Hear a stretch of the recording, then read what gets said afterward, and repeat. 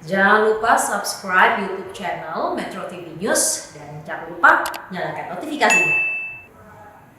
Iya, pemirsa, bagaimana kemudian perkembangan evakuasi korban dan pencarian warga yang masih hilang di daerah terdampak banjir?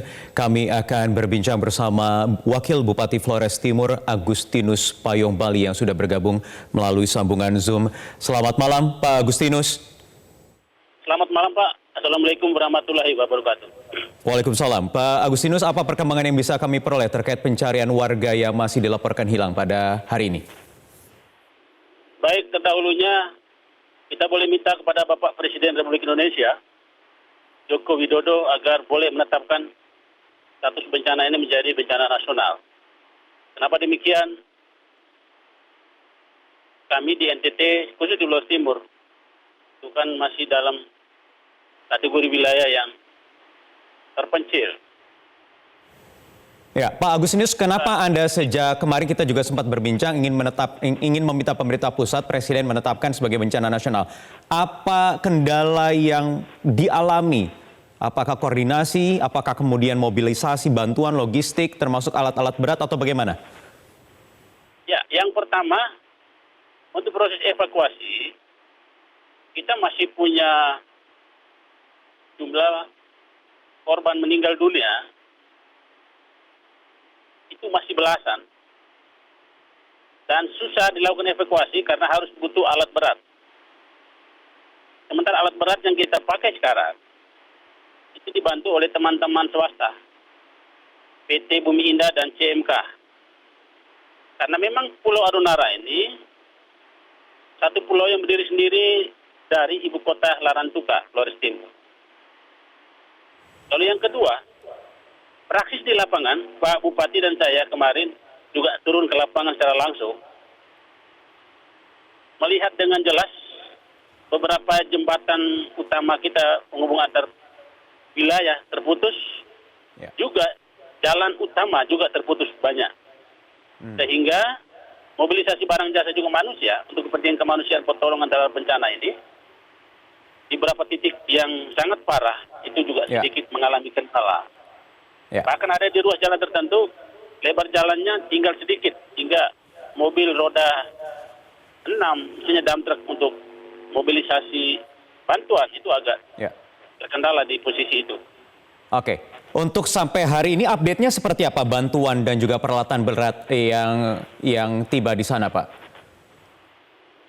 Untuk sementara, per kondisi hari ini, seluruh bantuan termobilisir dengan baik, sekalipun ada hambatan, karena upaya dilakukan kerjasama dan sama-sama kerja seluruh stakeholders yang ada di Flores Timur, baik dari pemerintah, pihak swasta, juga sukarelawan lainnya yang peduli nilai-nilai kemanusiaan terlibat dengan jiwa kesatrianya bersama-sama pemerintah untuk melakukan penanggulangan ini.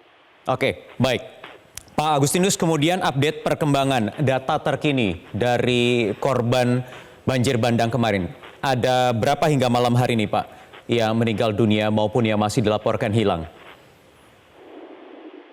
Proses evakuasi terus dijalani.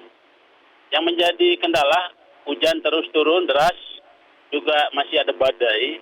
Yang kadang-kadang pada saat hujan lagi tensinya lumayan deras, evakuasinya dihentikan sementara.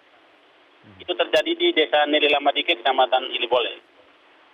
Per 30 menit lalu kita kontak kepala desanya di sana, Bapak Pius Pedang Melai, dan dia menyampaikan bahwa sesungguhnya korban yang terdata di desanya meninggal dunia 56 korban meninggal dunia yang sudah terevakuasi pada posisi 1 jam lalu itu ada 40 korban dan sudah dimakamkan sesuai dengan agama dan keyakinan. Yang belum dilaksanakan evakuasi untuk menggali longsoran tumpukan yang begitu banyak, batu-batu besar, pasir, dan lain sebagainya, itu masih kurang lebih 17.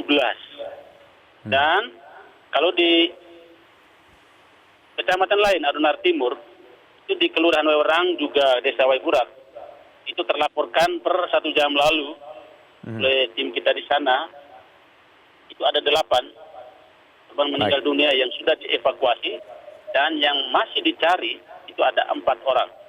Desa lainnya, Desa Oyang Barat, Kecamatan Watan Ulmado juga 3 orang masih dalam proses pencarian. Ya, baik.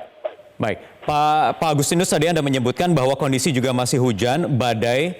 Jadi artinya ini juga menyulitkan teman-teman yang bertugas di sana untuk proses evakuasi dari Basarnas dan juga BPBD yang sudah berada di sana.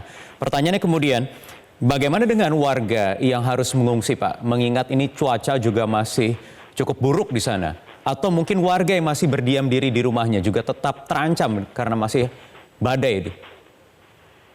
Jadi di sana itu ada 3 zona ya. Zona pertama di pesisir pantai itu akibat arus laut, gelombang laut naik sekitar 1 meter dan itu menghampas daratan kurang lebih 1 kilometer ke darat. Praksis melululantakan seluruh perumahannya berada di pesisir pantai. Itu ratusan. Yang kedua di daerah-daerah bantaran kali, sungai yang meluap, misalkan di Kota Wewerang, juga menghanyutkan banyak rumah termasuk korban nyawa. Yang ketiga di daerah-daerah yang memang rawan longsor, karena memang daerahnya lereng. Tepatnya kalau Desa Nilelamadike itu di lereng Gunung Ileboleng. Nah, di wilayah-wilayah ini pemerintah dan seluruh stakeholders di lingkup Kabupaten Flores Timur sudah bersama-sama menghimbau kepada warga agar untuk sementara waktu bepergian, kalau tidak mau dibilang mengungsi, ke tempat lain yang lebih aman. Jika curah hujannya tinggi, juga ada badai. Ya. Dan untuk pengungsi, khusus desa-desa yang terdampak bencana ini, pos-pos pengungsian dibangun langsung di desa terdekat atau di desa tersebut di wilayah lain yang lebih aman. Baik. Pak Agustinus, tadi Anda menyebut 3 zona. Ada 1 zona, yang ketiga itu di wilayah lereng begitu, perbukitan. Apakah ada aktivitas di lereng, di bukit atau di atas di gunung, Pak, yang menyebabkan longsor di sana? Atau murni karena memang alam ini faktornya? Ini murni faktor alam.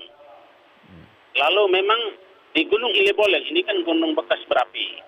Ya. Jadi praksis lerengnya tandus. Jadi yang dilakukan ke depan mungkin rebusasi. Yang di Desa Nilelamadike korban yang paling banyak ini, ada 56 orang ini. Itu dari daerah lereng di kaki Gunung Ileboleng, Pulau Adonara. Sementara di bantaran sungai yang mengalami musibah termasuk korban nyawa, itu yang mungkin dilakukan adalah normalisasi kali dan bangun jembatan yang lebih baik. Ya. Oke. Jalan raya terputus dan sebagainya, karena itu kita minta intervensi pemerintah pusat dengan menetapkan terdahulu sebagai bencana nasional. Demikian. Baik, Pak Agustinus Payung Bali, terima kasih sudah bergabung bersama kami di Prime Time News malam hari ini. Pemirsa, Wakil Bupati Flores Timur Agustinus Payung Bali.